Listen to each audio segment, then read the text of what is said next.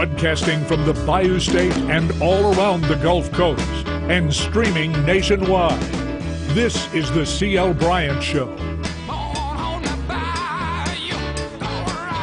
Good evening, everybody, and welcome to the C.L. Bryant Show. I am C.L. Bryant, and thank all of you for tuning in throughout the fruited plains of the greatest nation on the face of the earth, the greatest success story the world has ever known, and that is America.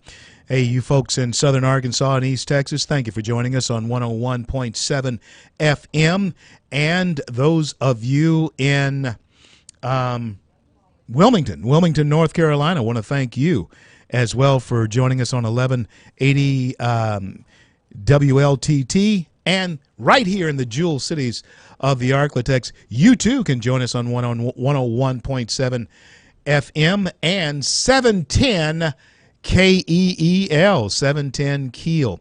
Thank you again for joining us, and all of our sponsors want to thank you for being there with us as well. Now, folks, we're being tested. I want you to know this. We are being tested. This administration is being tested. None other than people like Iran, people like Australia, even the Russians are testing our resolve. Particularly the Iranians are testing our resolve. And there's a warning that we have already issued to the Iranians, and we want them to know that nothing is off the table as far as what can happen if they don't get themselves back in line. And I'm really happy that we have a commander-in-chief. I'm glad that we have a commander-in-chief right now who will not take any more of this mess and does understand that there are certain enemies that America has that have to take this world, as perilous as it is, very seriously where we are concerned. Now, you have the news media, and you pay a close attention to this, and we already know that they're not going to treat this administration fairly. I was just talking to some of the people here, the district manager, the GM here at the station about this whole thing. And we know that there are people in this country that are not going to give this administration a fair shot. Just after Judge Gorsuch was named, we had mayhem in the street. Just didn't happen. It wasn't grassroots. It was planned, right?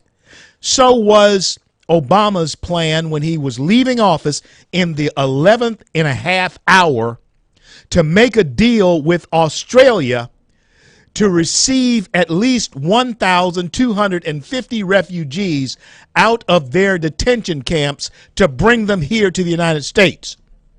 Yeah, that's right. Refugees in Australia.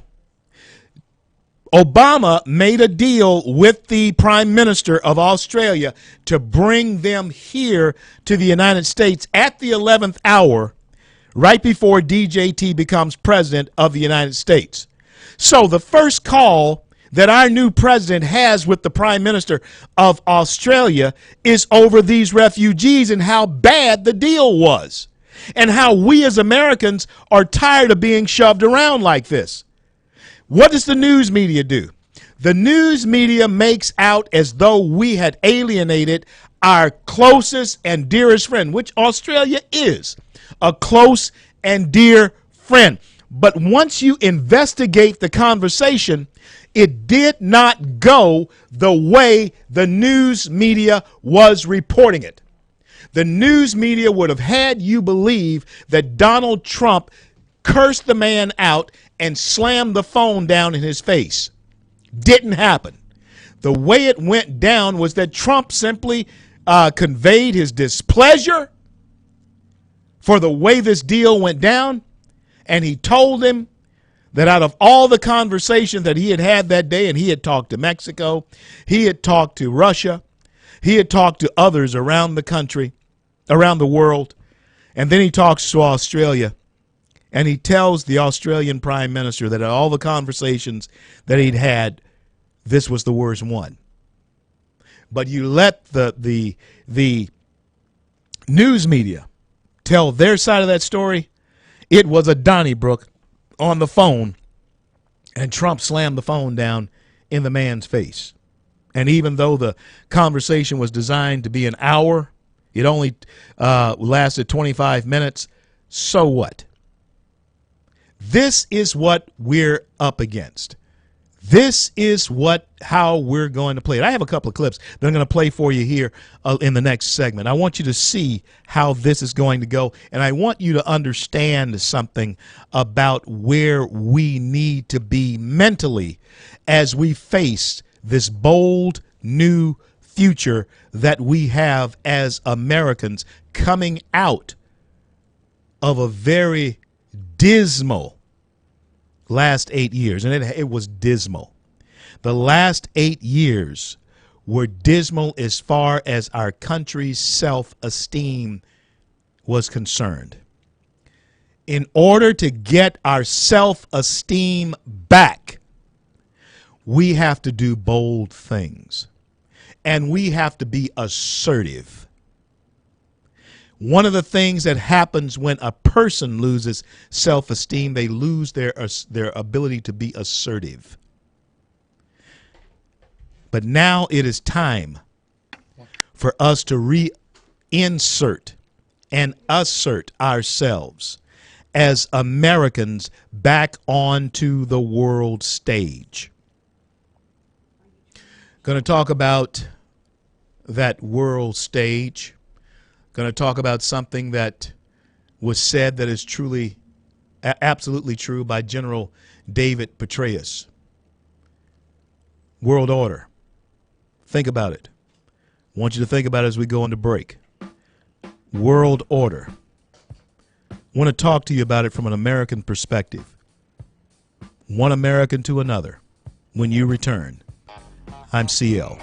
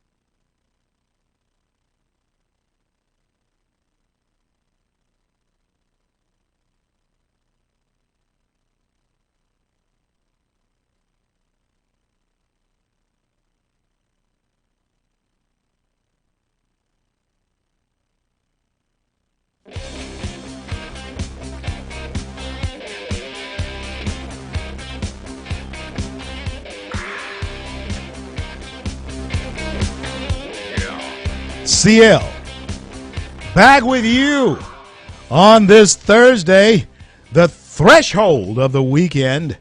And I certainly hope that you're planning on being safe out there. Looks like winter has arrived here in the jewel cities of the Arklatex. Kind of chilly out there, and I'm glad. Punxsutawney Phil, Michelle, what is it going to be? 6 more weeks, 6 more years of winter? What's going to be? Jay, what's it say? Is it going to be 6 more or what? What's it going to be, Michelle? Jay? That means for us Louisianians, we have 6 more weeks of 75-degree winter. Okay. We're going to have some cold weather and snow. Cold weather and snow is my prediction before summer comes. You know what? If I have to make the snow myself. I think on the 2nd of February from now on, they should come to your house, and ask you what's going to happen. Because I like that. I'd like to get at least some snow, huh, Jay? I would certainly like that, but it ain't happening. Forget about it. Well, Jay, before we get into, I want you to cue up that clip from General David Petraeus there for me. But before we get into that, now we got Super Bowl coming up. Brady, is he gonna do his thing? Oh man, that's tough. Like I told you a few days ago, Matt Ryan made the Packers look terrible. Yeah, the Packers were the hottest team in the NFL. They were. But they were. You ain't betting against Belichick, and you ain't betting against Brady, I think. I think it'll be crazy to do it if you do. But hey, Atlanta just may shock the world. Listen, folks, talking about shocking the world, I think that we're in a position now where we have a president that doesn't mind doing it. He doesn't mind doing it. And you have to keep in mind that the president that we have now is not your dad's or mom's politician. He's not. He's going to TCB, take care of business. Every day he's going to take care of business. And Jay, one of the reasons why it is necessary for him to take care of business is because of something that General David Petraeus said. And I want to elaborate on it here after you hear this clip. Roll it, baby. Americans should not take the current international order for granted. It did not will itself into existence. We created it. Likewise, it is not naturally self-sustaining. We have sustained it. If we stop doing so, it will fray and eventually collapse. This is precisely what some of our adversaries seek to encourage. That's exactly right. The collapse of of our world order, of an American world order. What Petraeus was saying, folks, we have spent 240 years as Americans putting together a world view from our perspective. And from that American worldview, there has evolved a world order that actually we're the only superpower left in this world. We've established it. And it didn't come about just on its own. It just didn't jump up one day and there it was. He said that we created it. Americans created it. And what we saw in this last administration was a president who was supervising the demise of American world view, thus also witnessing and aiding and abetting the demise of world order that America had shed blood in order to preserve.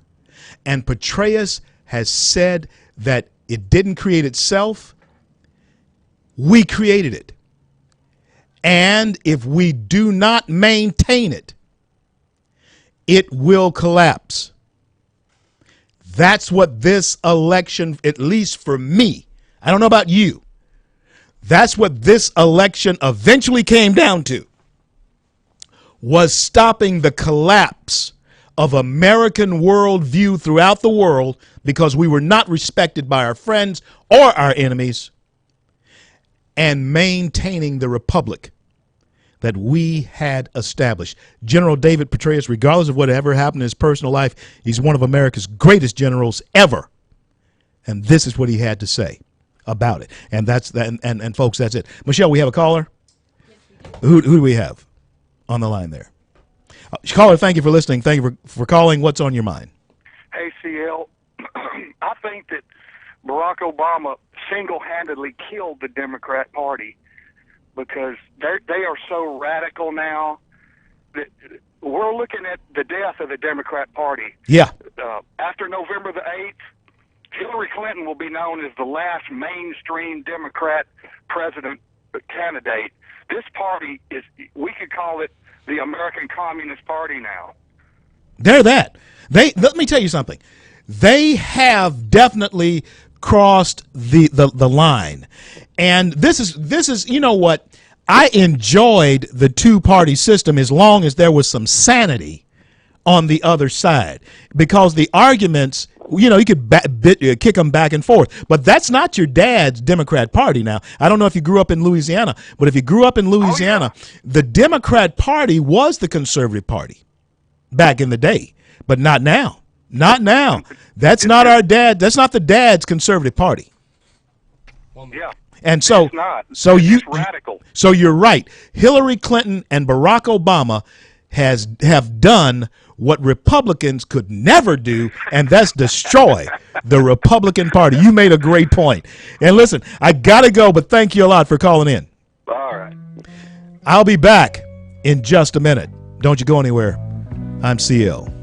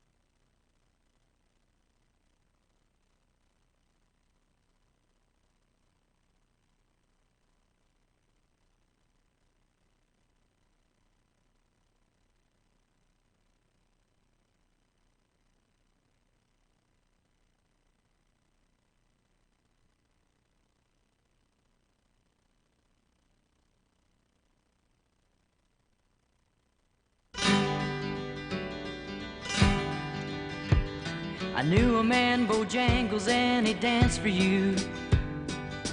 CL. Worn out shoes. Thursday, Jewel Cities of the Arklatex streaming live throughout the greatest nation on the face of the earth, the greatest success story the world has ever known. I just got some information from Reuters or Rasmussen. Rasmussen poll has the favorability of this current president at 53%, which I believe is very much higher. All of the polls, if you will remember, had him losing the election, most of them anyway. So I have come to the conclusion that I just don't trust him no more.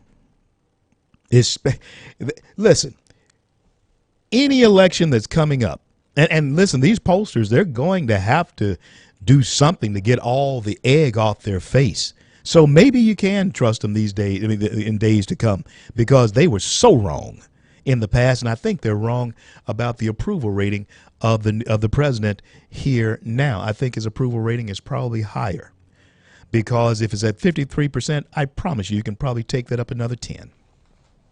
63%. Yeah. But he was right about one thing at the prayer breakfast this morning, and next week we're going to have on some of the ministers that were there. No, I am not going on another outing out just to be going out. Could have been there with them, but just I'm here with you, and that's what I really want. That's where I really want to be. I miss you when I'm on the road like that. Especially when I'm gone a week or longer than that. And from what you've told me in the feedback, you miss me too. So I'm glad to be here with you. But this is what DJT said at the prayer breakfast this morning.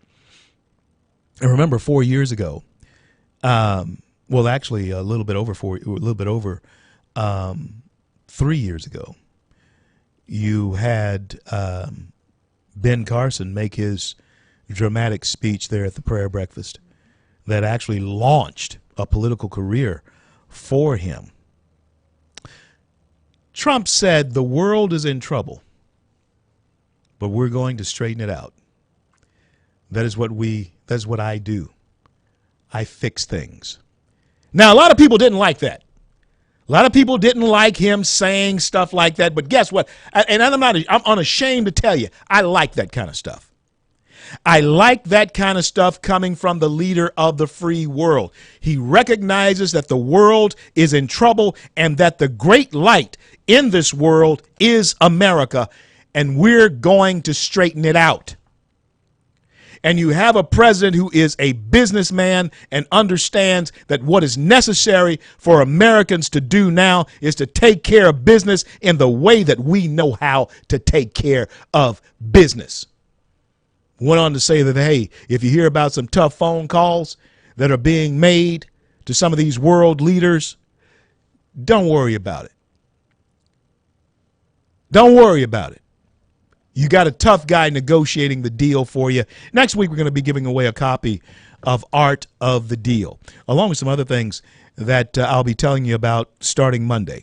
Art of the Deal, going to be giving away a runaway slave movie as well next week. And I got some really neat surprise stuff for you coming up on Monday.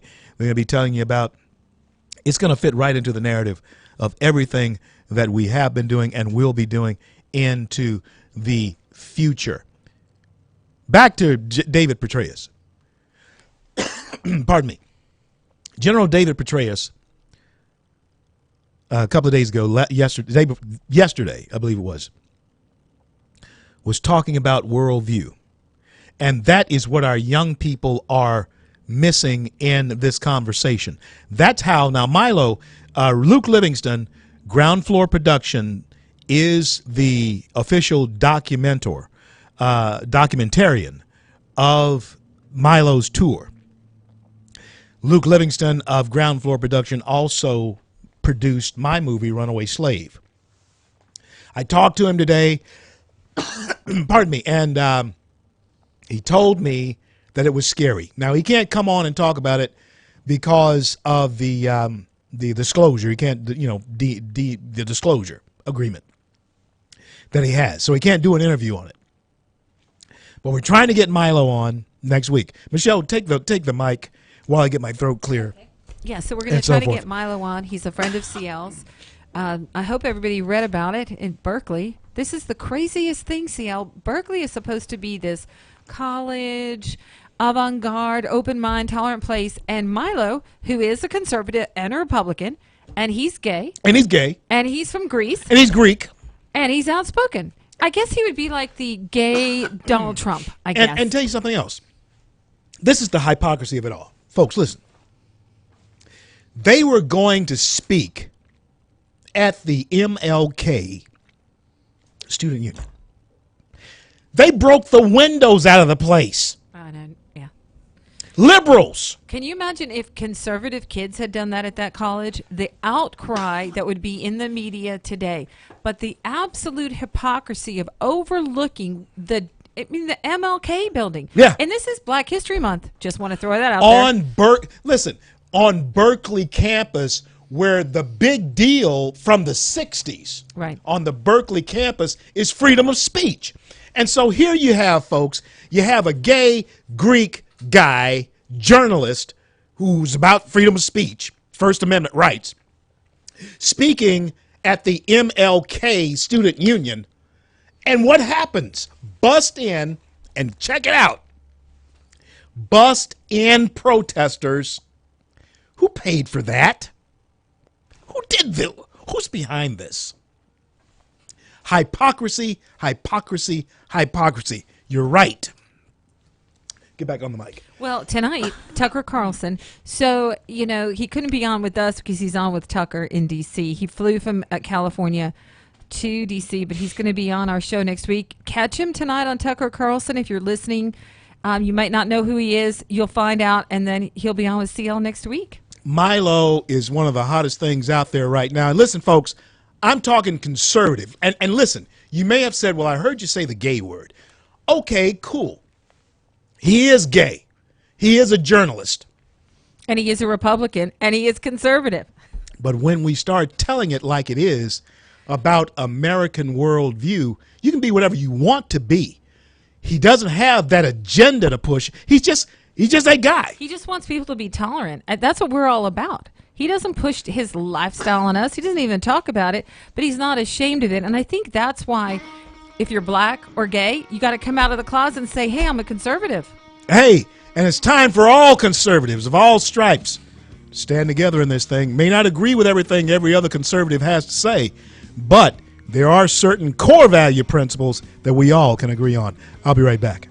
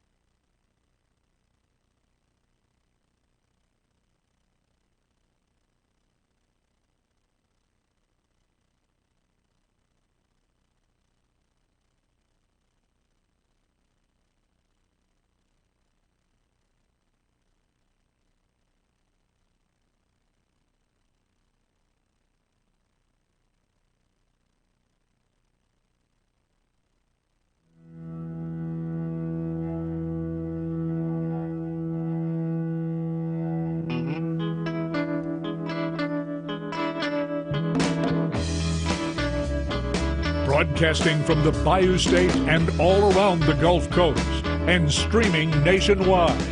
This is the C.L. Bryant Show.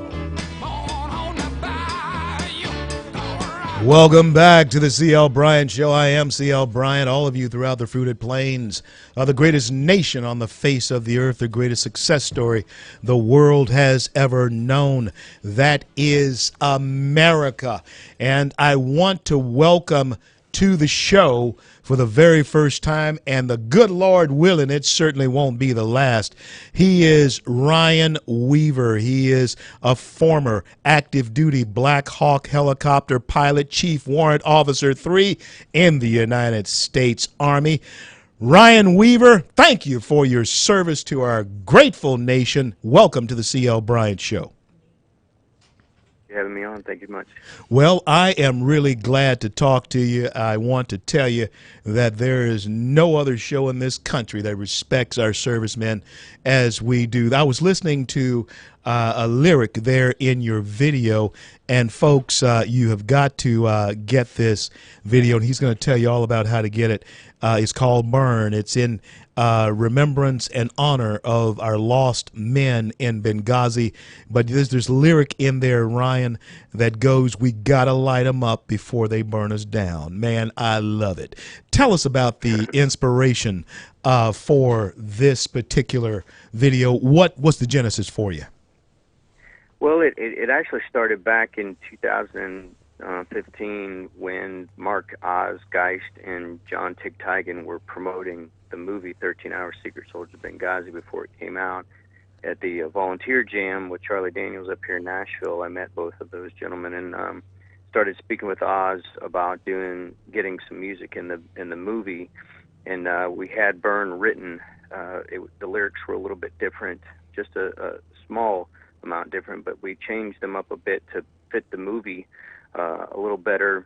And then by the time that we got it recorded, and because you had to get in the funding and stuff to get it recorded, we didn't get it to the movie in time. They were on final edits, but John Tigan started using, he edited the song into the movie trailer, and he and Oz were using it at their national speaking engagements, going up to the election, and with the movie trailer as their intro.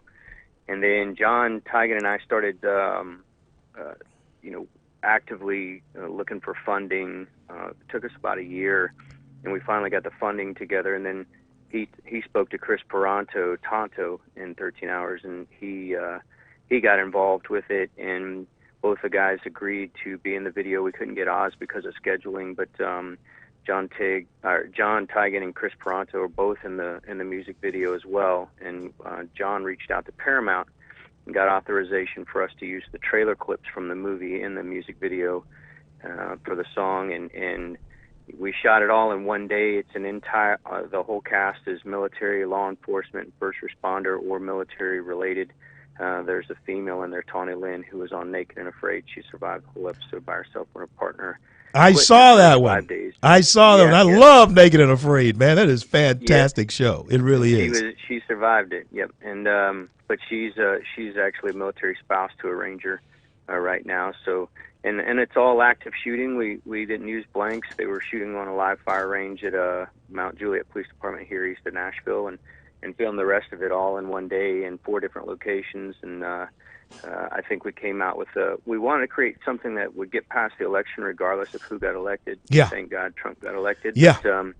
But we wanted to make it patriotic and Second Amendment supporting, but honoring the poor lost in Benghazi and my brother and brother-in-law who were killed in Iraq and Afghanistan. So from one American to another, let me tell you, man, thank you for your service to the country, and we honor the loss of and the sacrifice of your family on behalf of a grateful nation. Thank you all. Thank all of you Weavers for it. Let me ask you this. Now that we have made the transition from the old administration into the new administration, are you sensing a new sense of patriotism in our nation? Are you optimistic about America restoring its place of absolute greatness and superiority in this world? How are you seeing it? Well, I will say this. I will say that the people elected Trump, and I being one of the folks that was a Trump supporter from the beginning. Obviously, it was difficult to vocally express it because you were considered a racist and bigot and sexist and all those kind of things because of the different things that were being skewed by the media. But the folks that we voted for Trump because of what he was, the platform that he was running on, and he's making that platform active, and he's making it happen. And there is a lot of division amongst the left and the right in this country, and the way that everybody feels, and it's still so polarized. I know that we're seeing the folks that believed in what we voted for, that are now not afraid to show our patriotism and show our support for our president because he is our president. And it's unfortunate that there is such a division amongst the left and the right because it comes down to even opinions about what our military should be doing and those kind of things from folks who have never served. Right. And the patriotism isn't where I feel that it should be in some areas, but I will say that I know the folks that supported Trump along the way and wanted him to become president. The patriotism is extremely strong, and I'm happy that we're seeing that. I am too. And there was something that, in my estimation, a great patriot said the other day. I was talking about it right before you came on the air. That's General David Petraeus. Petraeus was saying that our world order and the world view that we have in this country did not just create itself. It was we Americans who created it. And you, as our warriors, as our soldiers, and I have to tell you that I'm the son of a World War II veteran, great grandson of a World War I veteran, great grandson of a Spanish-American War veteran. I have a great affinity for our men and women in uniform. And when we talk about what you have been charged to defend, and that's our world order, the point of view, the world view that America has created in this world. I was afraid that it was going to slip away from us. And I was afraid that the commander-in-chief of our military would not be worthy of the men and women who actually have paid the price and are paying the price daily to defend our worldview. Have we now, in your estimation, obviously it's so, have we now recaptured an opportunity in this commander-in-chief to get back to taking care of business in this country, in your opinion? Well, I retired under the last administration, and I will tell you that I'm excited for our military's future and our the men and women that are standing on the wall so that we can be free and making the sacrifices that they're making, and those that have made the sacrifice. I believe we've got a commander-in-chief now that sincerely cares about those sacrifices and wants to make sure that we have what we need to defend our country should it come down to someone coming on to our soil. And I mean, although they're already here, but what we would all think is an attack on our freedom. I think that we have a commander-in-chief that is now focused on protecting America, just like our military service members are focused on every single day. When we return, we'll continue with Ryan Weaver, former helicopter pilot, Black Hawk helicopter pilot. He now has the video. Burn. You've got to see it. It's in honor of our heroes in Benghazi. We're going to talk to him a little bit more when I return. I'm CL. Don't go anywhere.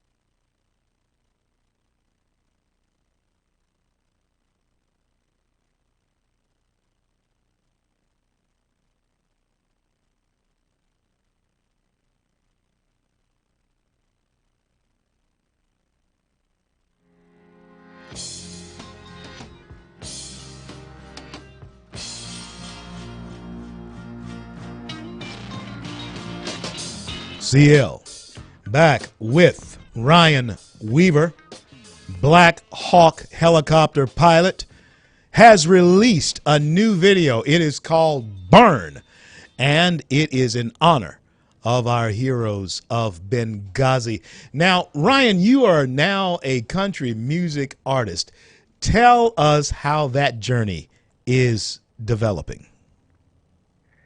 Well, the last couple of years, as I moved up to Nashville in 2012, but I had been traveling up to Nashville since 2006, around 2006, as I was also touring around the Southeast and northern Florida, Georgia, southern Alabama, and actually most of Florida.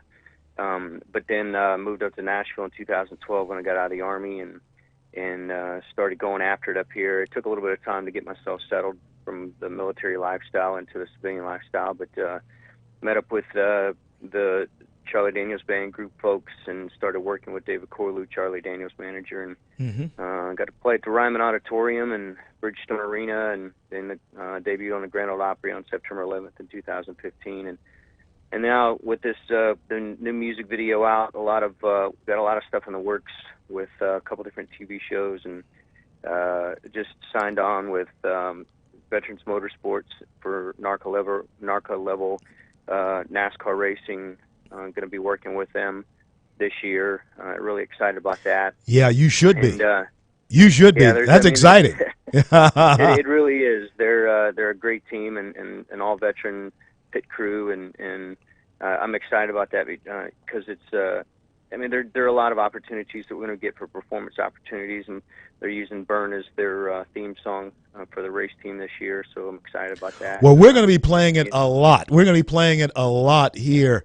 Michelle's going to be talking to you about that, and we're going to have you back as often as we possibly can. Let me ask you this about the video. How do we get a hold of it? Is there a website? Where do we go to hear your thoughts and get your music? Well, my website's weavercountry.com, and all of my social media links are on there. You can also search Ryan Weaver and Burn on YouTube to see the video. There's another video called Crank It that we have from 2014 on there as well. If anybody wants the link to download the song, they can text the word Burn to 20300, and your standard text messaging rates apply, but it'll send you the two links from iTunes and Google Play to download the song as well. And you can always look up Ryan Weaver, and I have 3 singles that are out on iTunes right now, and we're working on an album, so fantastic. We'll have an album here shortly this year. Let me ask you one more question, because you said something in transitioning to your music career out of your military career. You said that you had to make an adjustment in becoming a civilian again, or into the civilian life again. Is there much more to that adjustment than we as civilians are able to gauge from your point of view? Do we really get it? You tell us. How can we be of more help to our young men and women who are coming out of combat? Well, I would say this, that for myself in particular, it was a little bit probably easier because of the last several years I was in a job where I was off on the weekends and those kind of things. I was non-deployable due to the Sole Survivor Act with Aaron. But when you have our military service members that are multiple deployments back to back to back, and then they get out of the military, and then they're getting into the civilian sector. It's the one thing that there shouldn't be a stigma attached to our military service members that are dealing with PTS. There shouldn't be there's a drive and a discipline and being on time and trying to get the job done to the best of your ability. Those are all inherent characteristics in our military service members. So I think that those are great qualities, but there is obviously there's a transition in getting out. If you haven't found a job before you get out of the military, you get used to a steady paycheck and coming in and a steady job, and then you have to transition into something that's completely different. And if folks have been in for a while, I was in for almost 21 years. You're talking about moving into a completely different skill set. Yeah. But the good thing, a different job, but you can use the same skill sets that you had from the military to be able to execute properly when you get into the civilian workplace. But as far as I was concerned, I was also going for music to chase the dream.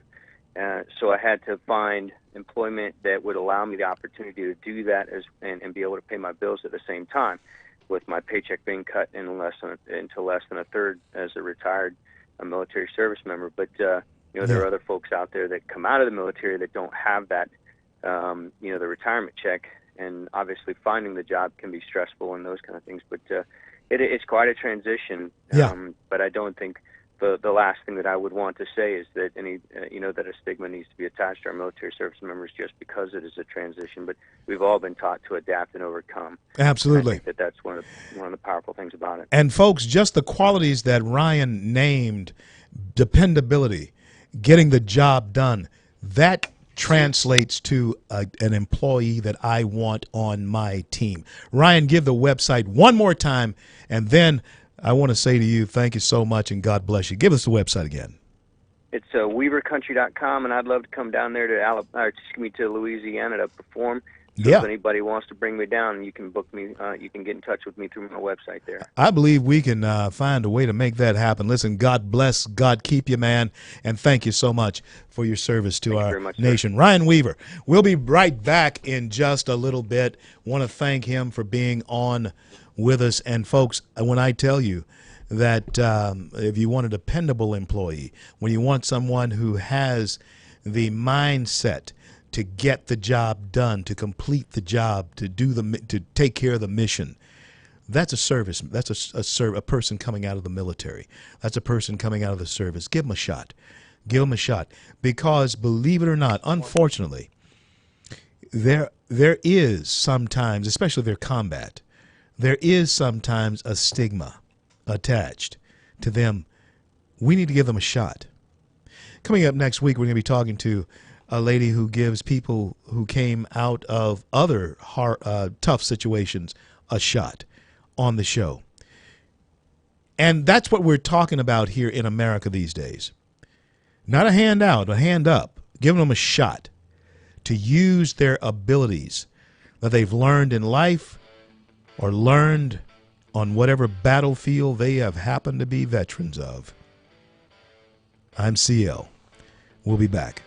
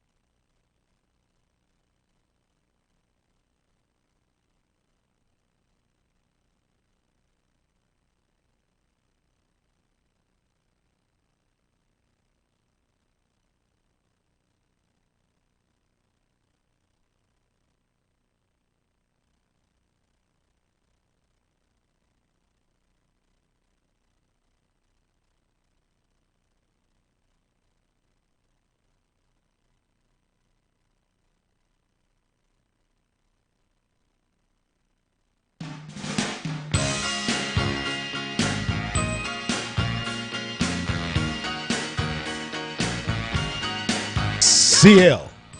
Yeah, just on with former Black Hawk helicopter pilot Ryan Weaver. And you know what? Yeah, we're going to get him down here along with my man D-Rock. See if we can put that together, and we'll see if I can talk to some of these folks around here in this area. I'm talking about in the Arklatex area, and we're going to put on some kind of summer jam.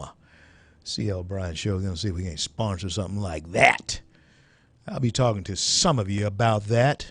Now, I'll be coming your way real soon. Let's do it. Let's not only buy into making America great again, let's bring back the spirit of patriotism. Let's bring it back. Ain't nothing wrong with it. Nothing wrong with being proud of being an American. You have people who've served in the military who get out and then they start making music and so forth. Let's hear it. Because I got to tell you something. Red, yellow, black, and white. I respect every one of them who have crossed the line and decided that they were going to defend our nations. I got to tell you something. One of the great, and I've said this on the show before. I've said it to various people. My wife, being number one, that I've said this to. I don't have many regrets in life. I've made mistakes, of course, in life that I do regret and all that type of thing. But one of the true regrets that I have in life is that I did not go ahead and go into the military. My father, I was eligible right after the Vietnam era. It was peacetime. Nixon ended the war in 1972. I graduated high school in 74. And one of the I was going to go. I was about to go and sign up, and be inducted into the Marines. But I went by and talked to Dad first, and Dad, of course, like I said, was a World War II veteran. Granddad, World War I, and great-granddad, Spanish-American War. And he told me this. He said, well, listen, we fought the wars, and your cousins have fought in Vietnam, and I have Purple Heart cousins out of Vietnam, and we fought the wars. It's peacetime. You go to school, and you do the best you can as far as getting yourself an education. And I took that advice. And to this day, I regret, one of the few things I regret I did that my dad told me to do was not go into the military at that point in time and become a police officer. I was going to become a police officer after I got out of the military. So those are two things that I truly regret, is that I didn't go into the military and I didn't become a police officer. And so I'm, I guess, a groupie now. I'm a military groupie and a police groupie as far as that's concerned. Certainly do respect our first responders and our men and women who defend our nation. Yeah, it is Black History Month. And let me give you a Black History Month fact. As we go along, Star Parker's going to be with me next Tuesday. We're going to talk a lot about that. Carter G. Woodson founded, or was the father, the brain, the founder of Black History Week. And he didn't intend for it to be something that would last throughout, the history of the country. He wanted to be something like St. Patrick's Day or something like that. That was the true intent of what Carter G. Woodson wanted as far as Black history was concerned, just to be commemorated for what we contributed to America, just like the Irish, the Italians, Columbus Day, what have you. And so what has happened now, though, is that it has become a month, which is, okay, fine. That's great. And there's a lot of things that have Black people have contributed to the American landscape that does escape the view. Anybody who knows me and see me regularly on a daily basis, you know that I carry a saddlebag with me.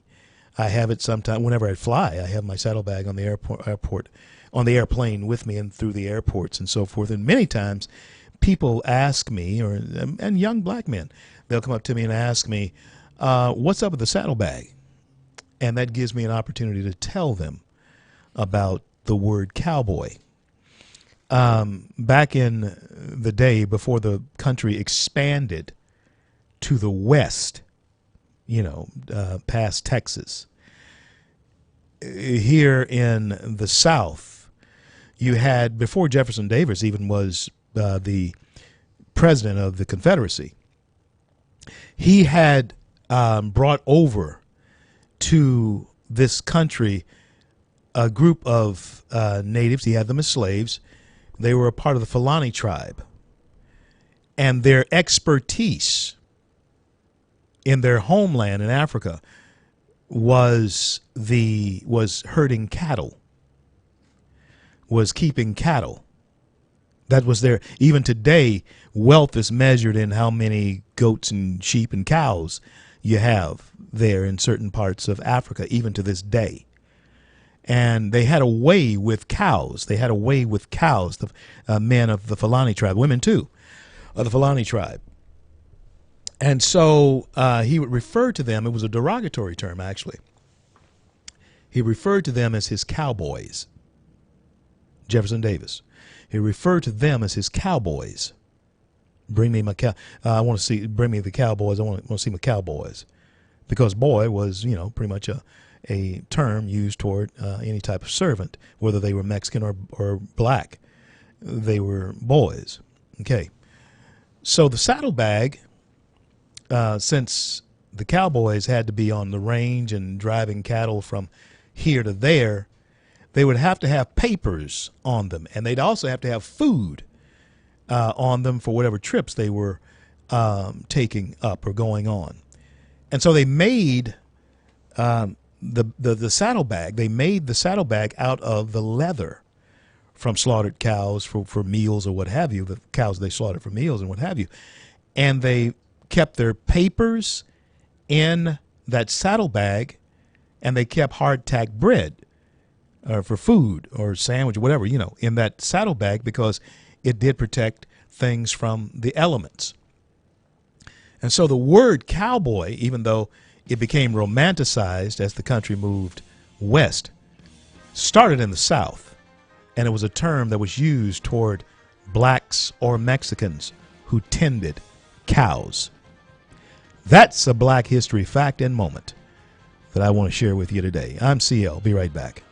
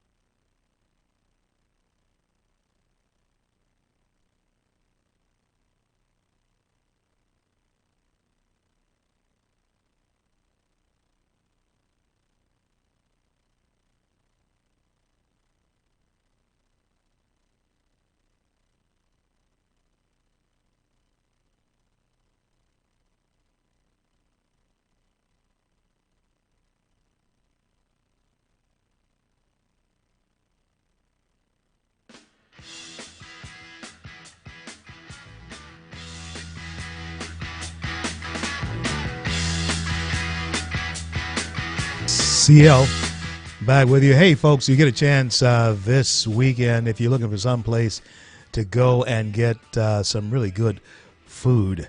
You want to go to the new Pasta Cafe, Giuseppe's Pasta Cafe. My good friend Joe Brucia has opened up a restaurant. I knew Chef Giuseppe couldn't stay away long.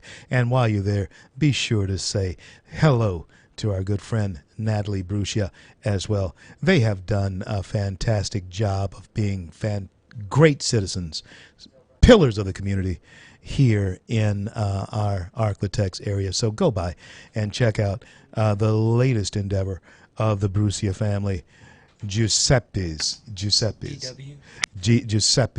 Pasta Cafe. Check it out. I'll take your calls at 318-320-5335, 318-320-5335. We have BW on the phone. DW. Oh, hey, DW on the phone. Thank you for listening. Thank you for calling. How are you, brother? Well, I'm doing fine. Good to hear you and catch up with you. And, of course, you know I always got a different idea. Well, sure you do. Let's hear your different idea. Thinking back, Rumsfeld is the same age that I am. Mm-hmm. And he said he'd lived a third of the history of this country. And I said, well, heck, I have too. And having come from, I told somebody one time, rural Arkansas, they said that's redundant. But nevertheless, talking about the border and 2 years and all of that, I got an idea that they hadn't heard even talked about. And, of course, you know I'm a veteran. Yeah. Thank you for your service. Pick up their phone and call, make their first order to the Army. I'm talking about the active duty Army engineers and the Navy Seabees. They'd be on the job before in the morning. Yeah. And they've got the assets, they got the machinery, the manpower, and the know-how. They're already, that's not taking anything new out of the budget. And the only thing that probably holding them back is the material they need to put up the fence or board or whatever it is. You just get it to them, they get it done. Yeah. There's going to be competition, see who can do it best and fastest and ahead of deadlines. You know, DW, the last time I saw you was at a gathering for our men and women in blue, and it was really good meeting you face to face, and you gave me something that I still have to this day. I still cherish it to this day, and it gave me some insight. I don't know if you remember, I shared with you an idea that I had about us as Southerners, white or black, and how we grew up together and yada yada. You go back to a time that's way beyond me, you know, as far as that's concerned. But I do remember, the segregated South. When I was a little boy, and I think that I saw one time a picture taken with an old Brownie camera. Mm-hmm. And over the years, it's gotten lost. But I was 6 years old. I had a double rig on of cap pistols on either side. I had a neckerchief around my neck. Mm-hmm. And I told someone one time, they talked about being raised like that. I said, you know, wasn't it kind of bad? I said, well, no, it wasn't too bad, really. The only bad thing was I was nearly 7 years old before I got my own horse. But going back to the signs of the time, I was thinking about it. We had to use what was available. And at those days, there were no round bales of hay. They were oblong and had two strands of wire that held them together. Right. Well, as soon as you took the wire off, spread the piece of hay out for the cows to eat, we didn't throw it away. We wound it up in a nice round deal, hung it on a fence post, but we might need that someday. Right. And if you happen to find a board or had some boards come up, you didn't burn them, throw them away, anything, because we might need them someday. Right. And if they had nails in them, we pulled the nails out and straightened them up and put them in a coffee can. Wow. You know, I saw my grandfather do exactly what you're saying. You didn't waste anything. Well, my grandfather said, waste not, want not. Absolutely. And so I just thought I'd throw that out there and see if it made any sense to anybody. I know. Let me ask you this about food. Because this is something I also noticed about my grandparents. Is that they they hated anybody who wasted food. I mean, you didn't throw food away as far as that was concerned. Is that from growing up in times when you grew your own stuff and it was hard to you didn't go to the grocery store, you raised your stuff and That's right. Yeah. So you have that same type of opinion about wasting food, don't you? Yes, I do, and same thing with wearing clothes and things like that. You kept handing them down till they just nobody else to hand them to, or they were so tired of them they didn't want to see them. I have your phone number, and man, I have been owing you a phone call here for nearly 2, maybe 3 months. I need to call you. It's something I want to talk to you about, and something that was contained in the little letter you gave. And so I want to talk to you about it. But I gotta go though. I gotta go. Got up against a hard break here pretty soon. Yeah. But listen. Can I mention one? Yeah, sure. Go ahead. Kill the ban on insurance companies not being able to operate across the country. If you do that, they're going to compete. Their prices are going to have to go down. They're going to have to present a better program, and I think that might help them transition from whatever that other carrier is that's in here now that's affordable to something that's really affordable. So I throw that out there, and I just I'd like to hear somebody think about that a little bit. Yeah. Listen, you take good care of yourself. Live, because your wisdom and the things that you have seen are very valuable to us now, because we have forgotten, I think, for the most part, just how your America, I'm talking about your Thanksgiving, your Christmas, the way that felt back when you were growing up with your America. I really miss my grandparents. I miss them. And I wish that I had listened much more than I did, because there's so much that I wish I could ask them right now. But I got you, DW. I got you. All right. Well, give me a call. I'd love to talk to you, and I won't say all. I'm noted from my reviews. Well, we'll talk about it. Conversation. God bless and keep you. I'll talk to you soon. Thank you. Bye-bye. Thank you. Bye now. I'm CL. We'll be back in just a few minutes.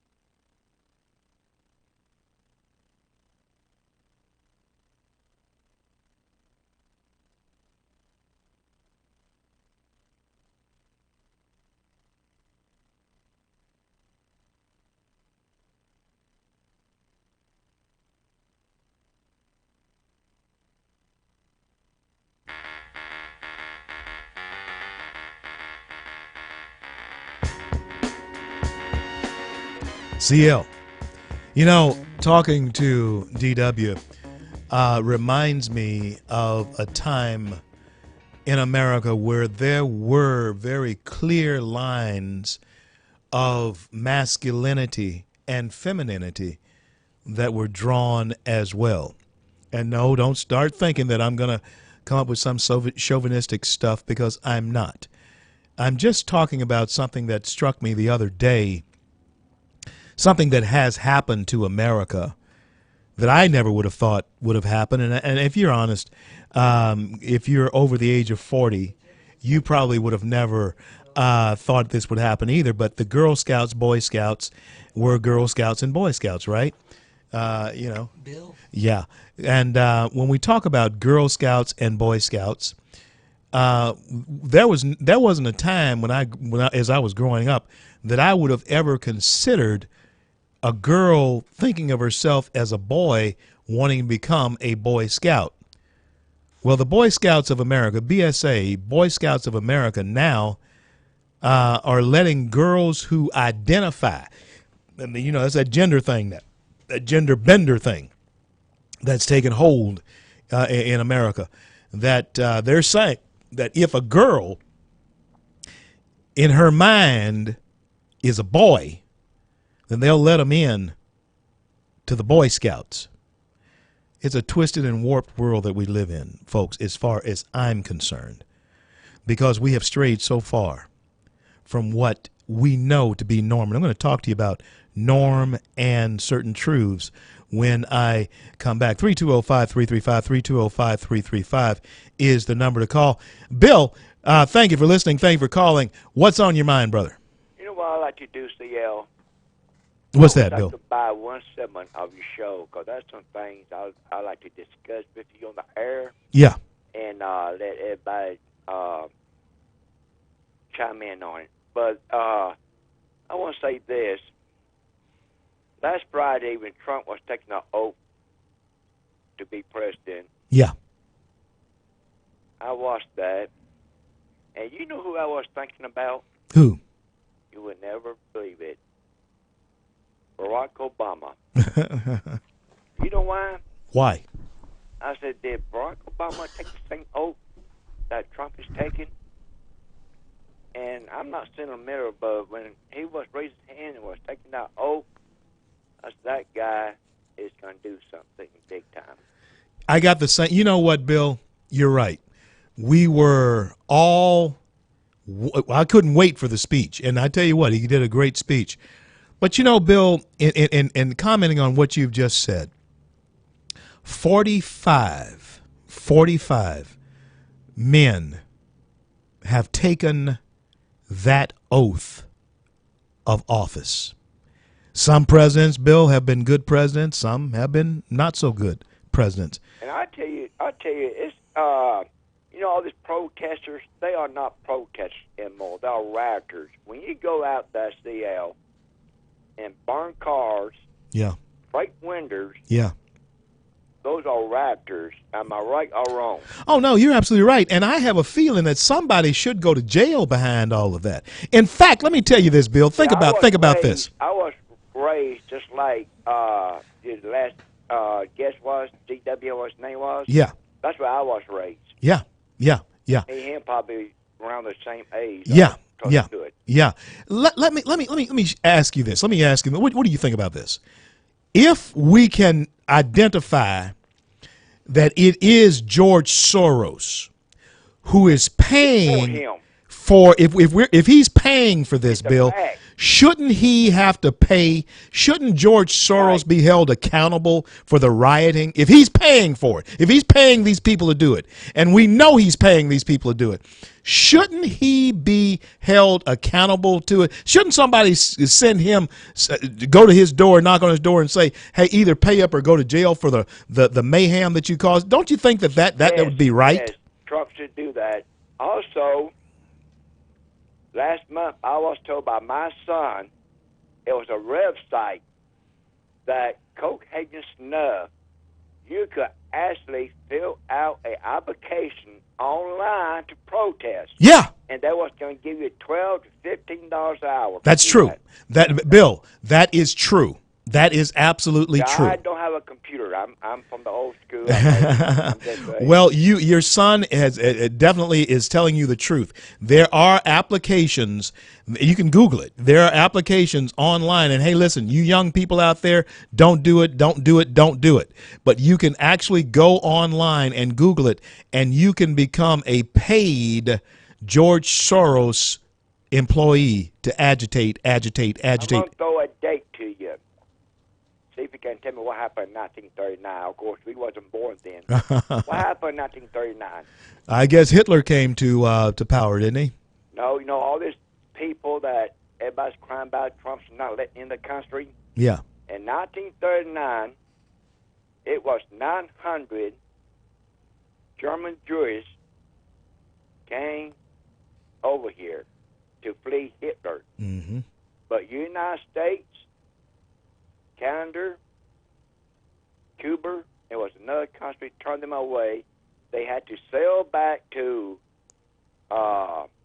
Germany. Of course, half those people went to prison, probably got killed. Yeah. So this, you know, what Trump is doing is good. See, people don't know history. See, that's one of the things, Bill. We don't have no discipline. That's when we got this crime these days. And I like to discuss about education. I don't know how much time I got. I got to go. But listen, you're absolutely right. As far as that is concerned, Bill, people don't know history, and they certainly, our young people, Bill, certainly don't know American history. Last night, he's a Democrat. He's Obama, you know. And I told him, I said, man, what happened in 1939? I said, tell him this, and he acted like he didn't believe. I said, I tell you what, you go to your smartphone, and you let me know if I was lying to you or not. Woman. Bill, I'm up against the break. I got to go. Listen, always good to hear from you. God bless you and God keep you. You too, CL. Bless you too. I'll be back in just a few minutes, and I want to tell you about some truths that we many times ignore, some things that we need to pay attention to as Americans, as one American to another. I'm C.L. Bryant.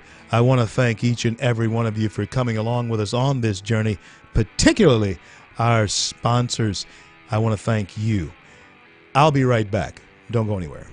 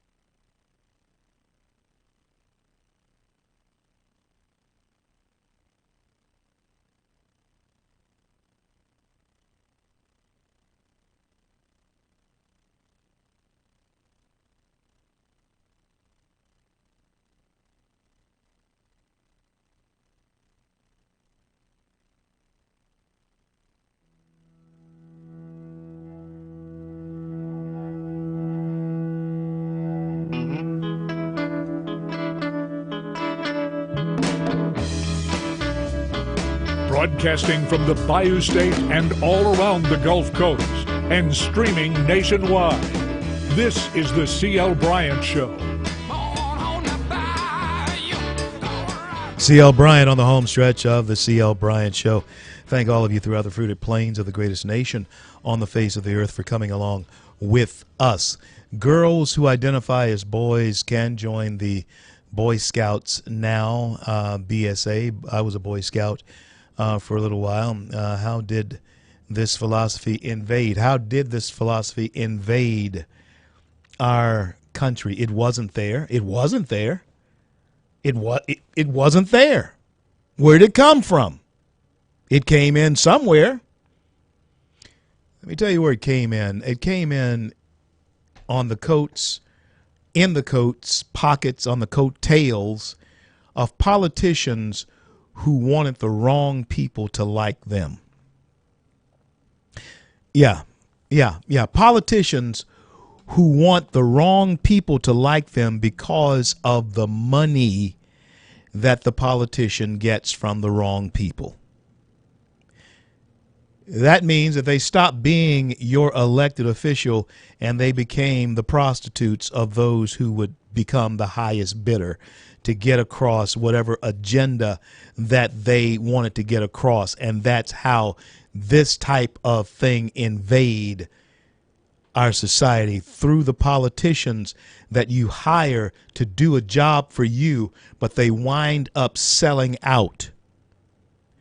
And they come back and they put these types of things, even though this was a decision that the BSA, the Boy Scouts of America, made on their own, but still you had an agenda that was promoted by certain people that some politician had to buy into in order for it to be sustained. And it also took a massive amount of disregard from you. We as Americans, for us, I'll go ahead from us. I saw this coming. I spoke out against it 2 years ago when I first got on the air. I was speaking out against, I said, watch what's happening with the Boy Scouts of America. And I don't think we were streaming at that time, or I'd pull up the clip and run it for you. But I told you to watch this. But this is what's happened because of a lot of disregard that we have shown, you see. And let me tell you something, folks. When we talk about vigilance and being vigilant,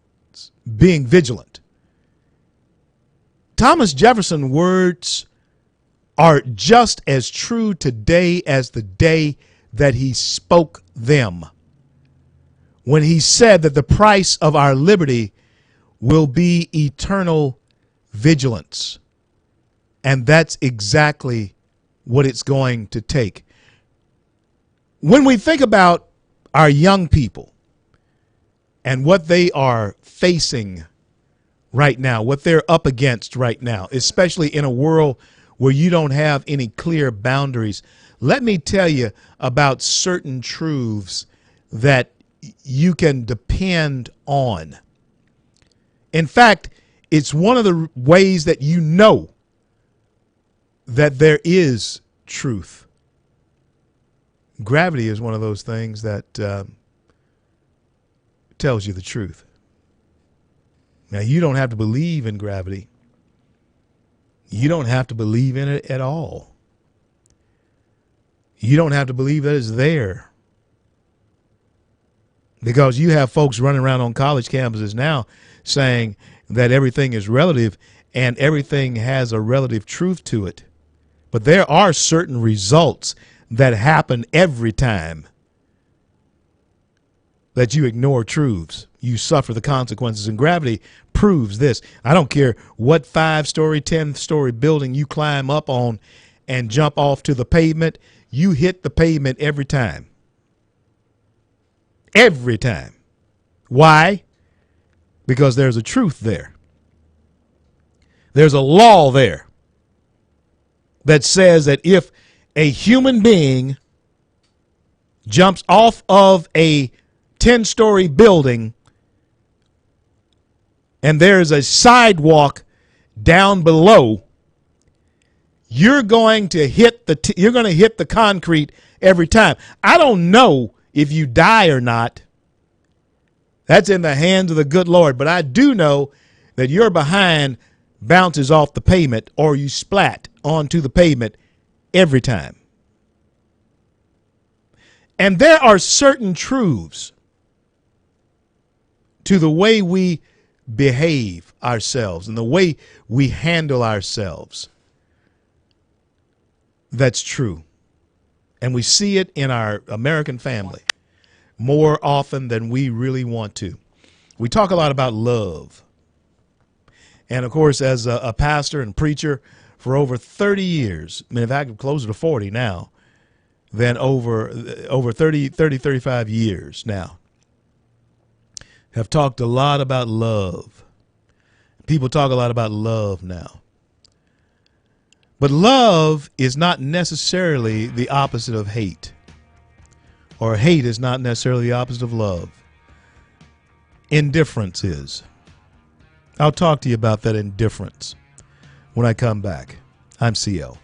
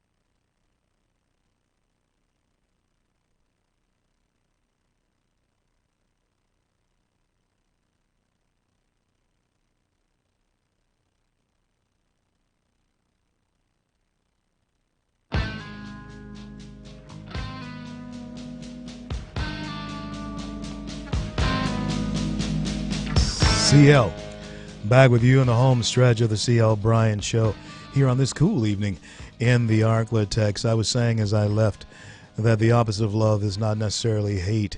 It is indifference, not caring about the effect that your actions have on whatever and whoever it is that you are involved with. You want to destroy a child, you want to destroy your family, your wife, your husband. You be indifferent. 320-5335 is the number to call. I'll certainly love to take your call. I believe on the line with me is Brother David. Is that Brother David, Dr. David McMillan? Is that you? Hey, CL, what are you doing? I'm doing really good, Doc. How about yourself, man? You are doing good. You're sounding good. Thank you. You are really resonating. I agree with you so much that the opposite of love is not hate. Hate and love are very close together. Sometimes people will expend more energy to when they hate than when they love. Yeah. And I agree with you. The opposite of love is indifference. But I want to throw in one other thought. As close as hate is to love, there's something else that's very close to indifference, CL, and I think we're seeing a lot of it today, and that's fear. Wow. Fear is not the opposite of love, but, my friend, it's almost the opposite. Yeah. Because what happens is, whereas indifference, if love and hate on one side of the equation are energy, then indifference is the opposite of love. There's no energy with indifference. Right. You don't expend any energy. Right. But fear blocks love. Yeah. Blocks it. And I think throughout in our families today and throughout our nation, throughout our culture, we're seeing fear. And without, I'm not overly political, CL, but there's a lot of fear on both sides of the aisle. Yeah. And there's a lot of reactivity because of that fear.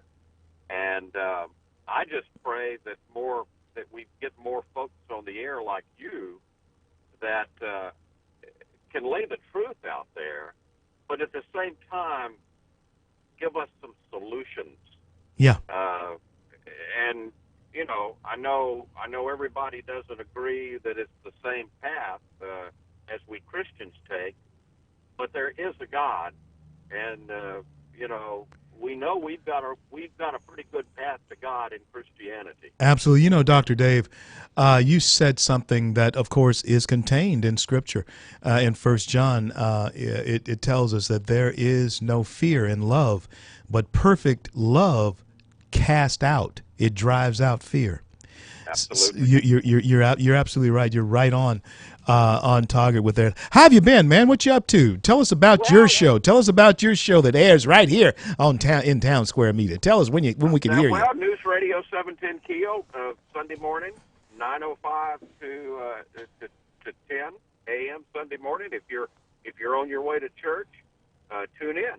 And if you can't hear me, you can always go to strategiesforliving.com and catch the podcast there. You can listen to that anytime. And folks, he has an incredible mind, and also 101.7. You can tune in to 101.7 and catch his show as well at the same time, and it is crystal clear. Dr. Dave, I always thank you for calling. And hey, listen, got to get you in when I'm out and about again, so you can sit in for me. I love your mind, love your thoughts, man, and thank you so much for the encouragement. I look forward to the next time we talk. Thanks, CL. Yes, sir. Yes, in fact, folks, that is so true, that you don't expend any energy when you are indifferent to your child. And when I look at it, this is one thing that maybe, I'm not really certain, but I'm looking into this, and you need to look into it too because you're taxpayers. This may be, maybe not by design as some things are, but this may be an element of why we don't have the product being turned out of our public schools as we would like to have turned out of our public schools, because too many of our children feel as though there is an element of indifference to them. And the worst thing you can say as a teacher, I imagine, to a child, and I know that this has been said to some children because I've heard children tell me, and there's no reason for them to lie about this. She don't care if you, teacher, I don't care if you do it or not. That wasn't the case when I was going to school. Those teachers cared, and they made it their business to see to it that they could do everything they possibly could to make sure that you cared. They were not indifferent to whether or not we learned. That was the standard, is that everybody here is going to care about how this thing turns out. I'm CL. We'll be back to close it out in just a minute.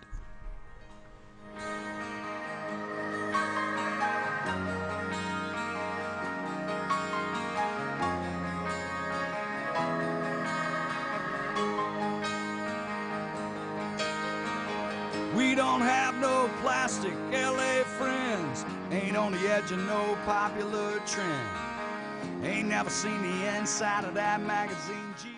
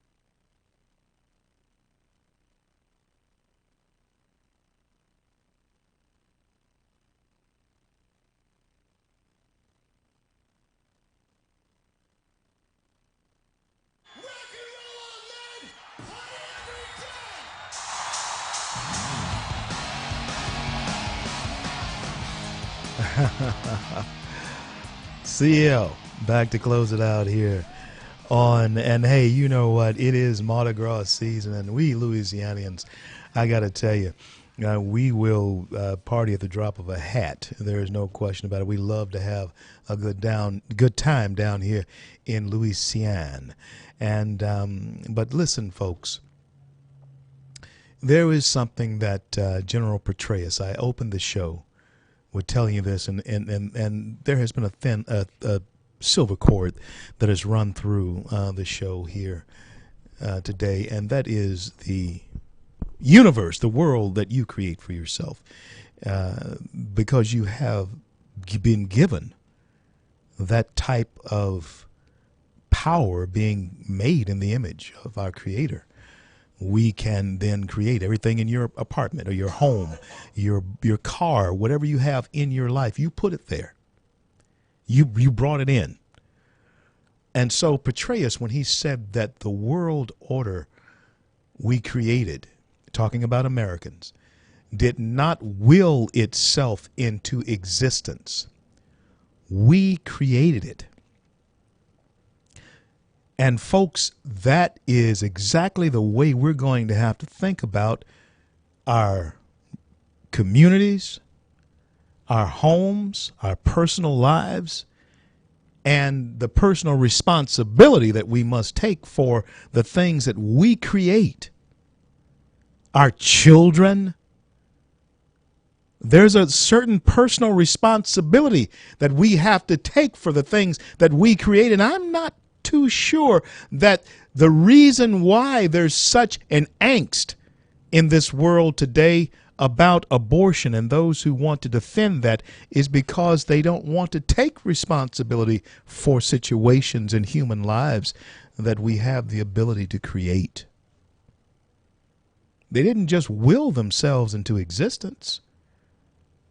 We created it.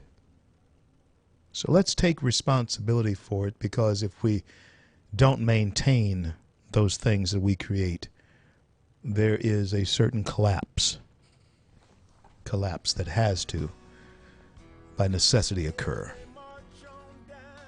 Well, I want to thank God for bringing us to the close of yet another day, and I want to thank Him for our men and women in uniform around the globe who defend our right to speak our minds. And until I'm able to talk to you again, I'm CO. And may God bless and keep you all. And to the families left behind, we'll stand by your side. And the bond